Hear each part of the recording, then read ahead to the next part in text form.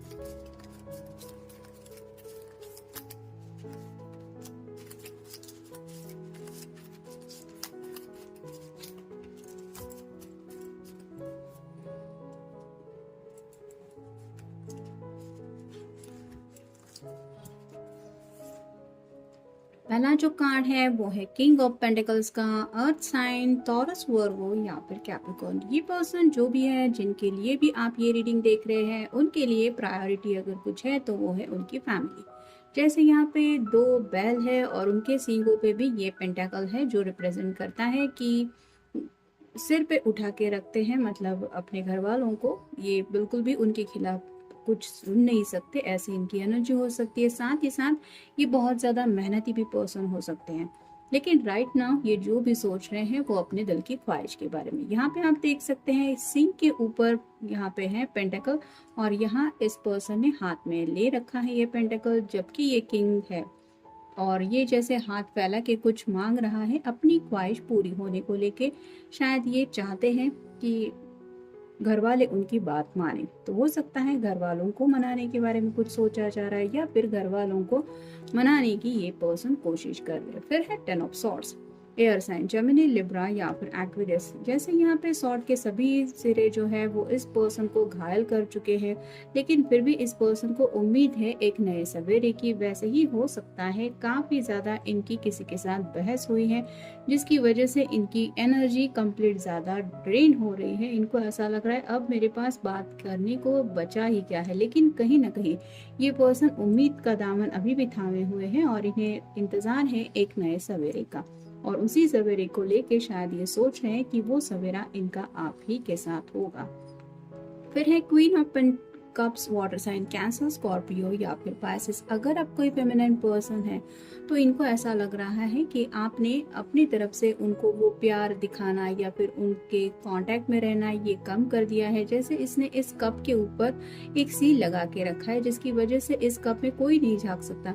वैसे ही आपके पर्सन को लगता है कि आपने थोड़ा सा एक कोल्ड शोल्डर इनको देना स्टार्ट कर दिया है, और ये इसलिए भी हो सकता है क्योंकि आपने शायद इनको कमिटमेंट मांगी थी और ये अपने घर वालों को अभी भी मना नहीं पा रहे। इस बात को लेके शायद आप नाराज है और आपकी नाराजगी इनको अच्छी तरीके से पता है, जिसकी वजह से शायद ये घर वालों को अब अपनी तरफ से मनाने की कोशिश कर रहे हैं। फिर है द सन। जैसे सन का कार्ड टैरो का सबसे अच्छा कार्ड माना जाता है, तो काफी ज्यादा इनोसेंटली ये पर्सन आपसे भी कनेक्ट हो रहे हैं और अपने घर वालों से भी हो सकता है छोटे बच्चे की तरह जिद करके अपनी बात मनवा रहे हैं या मनवाने की कोशिश कर रहे हैं। फिर है six of wands, fire sign Aries, Leo या फिर सैजिटेरियस। ये विक्ट्री का कार्ड होता है, जैसे कोई जीत के आता है और सब लोग उसकी तारीफ करते हैं कि वाह क्या बात है, तुमने ये सब करके दिखाया। वैसे ही ये पर्सन चाहते हैं कि जिंदगी में जो उन्होंने फैसला लिया है उस फैसले को भी सब लोग सराहें। यानी कि आपके साथ शायद एक सक्सेसफुल लाइफ इन्होंने जो इमेजिन की है, ये उसी को लेके अपने घर वालों को हो सकता है बता रहे हैं कि आपको अंदाजा भी नहीं है, लेकिन मैं उसके साथ इतना खुश रह पाऊंगा या खुश रह पाऊंगी। तो क्या क्या उनके ख्वाब है या फिर उनके पॉइंट ऑफ व्यू से क्या बातें हैं, शायद वो ये समझा रहे हैं। और फाइनल कार्ड है किंग ऑफ कप्स। यहाँ पे तो आप देख सकते हैं किंग ऑफ कप भी आया है और क्वीन ऑफ कप भी आया है, यानी कि ये आपको अपना परफेक्ट मैच समझते हैं।